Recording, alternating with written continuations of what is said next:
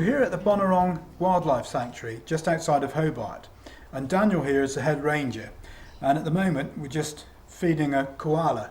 So you look after all the animals here, Daniel. It's not really a zoo though, is it? Certainly not. It was originally opened as a zoo, but nowadays we've definitely set up to be an orphan care and rescue centre. So up to 4,000 calls a year of different orphan and injured animals, and I think we've had a record of about 28 calls in a day, and the majority of the animals here are actually ones that can't be released. So either they can't be released or they're actually on their way to being released. So she's definitely here, just set up for the animals. So a lot of these animals have been here for a few years, but you're trying really to get them back into the wild again. Certainly do. Old Banjo here, he won't be heading back to the wild because we don't have any native koalas in Tasmania.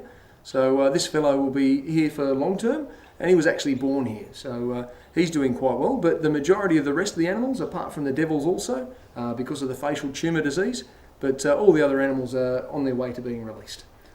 So John, do you know the difference between a kangaroo and a wallaby? Well, I know that the wallaby's smaller than the kangaroo. Is that it? That's fairly close. We've got one species of kangaroo in Tassie, and this is him. This is your eastern grey, or we call him a forester, but he's more elongated. So he's got a face like a deer, very long, bigger ears, and much more length in the tail and legs. So wallabies are more squat and compact. Right. And generally a kangaroo is built big so he can reach the leaves on the trees, and the wallaby is only just for the grass on the ground. So. One of the other easier ways from a distance is that a kangaroo, when he's standing up straight, he's got a lot of room between his bottom and the ground, and only around 2/3 of his tail is on the ground. Whereas with a wallaby, he's very close to the ground with his bottom, and practically the whole of his tail is there. So it's one of the easiest ways at a distance to tell the difference. Well, we're here at Tasmania Zoo. I'm with Rob, who's the head keeper here, and we've got a young devil. Is he very old? 6 months. 6 months old. Yeah. Little Springer, his name is. Little boy, born and raised here at Tasmania Zoo. Obviously we have the world's largest and most successful Tasmanian devil breeding program, so hopefully we've got enough devils around for the future.